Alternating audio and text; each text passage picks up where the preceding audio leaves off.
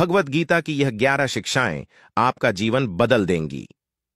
पहला, मृत्यु से भी बढ़कर है, मृत्यु का भय, न कोई मरता है और ना ही कोई मारता है, सभी निमित्त मात्र हैं। किसी भी व्यक्ति में जो सबसे बड़ा डर होता है वो है मृत्यु का भय।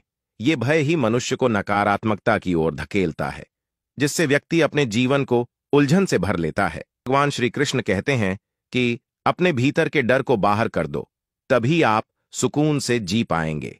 ज्यादा अधिक सोचने पर जीवन पीड़ा और दुखों से भर जाता है। जिसने जन्म लिया है उसकी मृत्यु तय है। दूसरा, क्रोध का त्याग कर दें।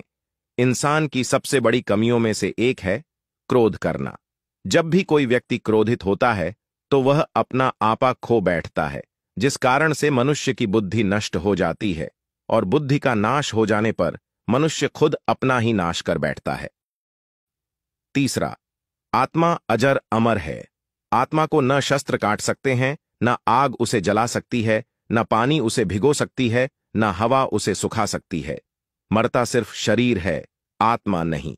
इसको भगवान श्री कृष्ण ने एक फटे पुराने कपड़े के माध्यम से समझाया है कि जैसे हमारे कपड़े पुराने हो जाते हैं तो हम नए कपड़े ले आते हैं, ठीक उसी प्रकार जब हमारा शरीर बेजान हो जाता है तब हमारी आत्मा दूसरा शरीर धारण कर लेती है।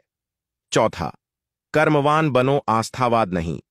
कर्म पर ही तुम्हारा अधिकार है, लेकिन कर्म के फलों में कभी नहीं। मनुष्य कोई भी कार्य शुरू करने से पहले उसके फल की चिंता करने में लगा रहता है, जिस कारण वह कभी भी अपने मूल काम पर ध्यान लगाने की बजाय उसके द्वारा होने वाले लाभ की फिक्र करने में अपना अधिक समय बर्बाद कर देता है। इसलिए भगवान श्री कृष्ण कहते हैं कि हमेशा कर्म करने पर मनुष्य का ध्यान होना चाहिए, उसके फल की चिंता नहीं करनी चाहिए। पांचवा, कोई हमारा अपना नहीं है। गीता में श्री कृष्ण अर्जुन से कहते हैं कि हे अर्जुन, तेरे और मेरे कितने ही जन्म हो चुके हैं। आज जिसे तू अपना समझ रहा है वे पूर्व जन्म में तेरे नहीं थे। मेरे और तेरे बहुत से जन्म हो चुके हैं। मैं उन सभी जन्मों के बारे में जानता हूं, लेकिन तू नहीं जानता। छठवां, व्यर्थ की चिंता छोड़, वर्तमान में जो। क्यों व्यर्थ की चिंता करते हो? किससे व्यर्थ डरते हो? कौन तुम्हें मार सकता है? आत्मा ना पैदा होती है न मरती है। जो हुआ वह अच्छा हुआ, जो हो रहा है वह अच्छा हो रहा है, जो होगा वह भी अच्छा होगा। तुम भूत का पश्चाताप न करो, भविष्य की चिंता ना करो, वर्तमान चल रहा है। सातवां, स्वार्थी बनने से बचें। मानव जीवन बहुत ही मुश्किल से मिलता है, लेकिन कई बार अहंकारवश लोग इस इंसानियत भूल स्वार्थी बन जाते हैं और यह स्वार्थ उन्हें अंधा बना देता है, जिस कारण वह कभी भी दूसरों की अच्छाई नहीं देख पाते हैं। इसलिए सदैव स्वार्थी बनने से बचें और केवल स्वयं के बारे में ना सोचें। दूसरों को भी सम्मान दें और प्यार के भाव से देखें। आठवां, लगाव ही दुखों का कारण है तुम्हारा। क्या गया जो तुम रोते हो? तुम क्या लाए थे जो तुमने खो दिया? तुमने क्या पैदा किया था जो नाश हो गया? ना तुम कुछ लेकर आए, जो लिया यहीं से लिया, जो दिया यहीं पर दिया, जो लिया इसी भगवान से लिया, जो दिया इसी को दिया। खाली हाथ आए और खाली हाथ चले जाओगे।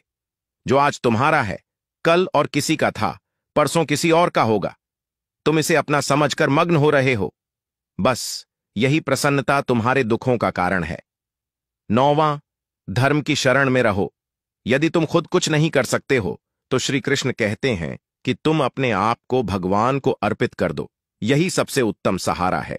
जो इसके सहारे को जानता है वह भय, चिंता व शोक से सर्वदा मुक्त है। जो कुछ भी तू करता है उसे भगवान की अर्पण करता चल। ऐसा करने से सदा जीवन मुक्ति का आनंद का अनुभव करेगा। सारे धर्म का त्याग कर मेरी शरण में हो जाओ। 10वां, विश्वास। मनुष्य अपने विश्वास से निर्मित होता है। जैसा वह विश्वास करता है वैसा वह बन जाता है। सदैव संदेह करने वाले व्यक्ति के लिए प्रसन्नता ना इस लोक में है और ना ही परलोक में है। जो कोई भी व्यक्ति जिस किसी भी देवता की पूजा विश्वास के साथ करने की इच्छा रखता है, मैं उस व्यक्ति का विश्वास उसी देवता में दृढ़ कर देता हूं। 11वां, परिवर्तन को समझो और उसके साथ रहो। परिवर्तन संसार का नियम है। जिसे तुम मृत्यु समझते हो वही तो जीवन है।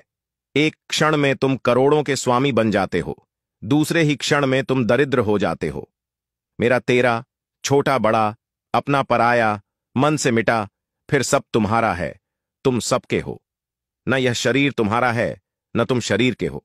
यह अग्नि, जल, वायु, पृथ्वी, आकाश से बना है और इसी में मिल जाएगा, परंतु आत्मा स्थिर है। फिर तुम क्या हो? जो भी मनुष्य इन सभी बातों को पूरी निष्ठा से धारण करता है, वो एक बेहद ही खूबसूरत जीवन व्यतीत करता है। कुछ लोग वीडियो को इग्नोर करते हैं और अपने जीवन से जुड़ी अच्छी जानकारियां छोड़ देते हैं। आपसे मेरी प्रार्थना है, वीडियो को लाइक शेयर जरूर करें। आपका एक लाइक शेयर मुझे बहुत मोटिवेट करता है। वीडियो को अंत तक देखने के लिए आपका धन्यवाद। आप अपना और अपनों का ख्याल रखना।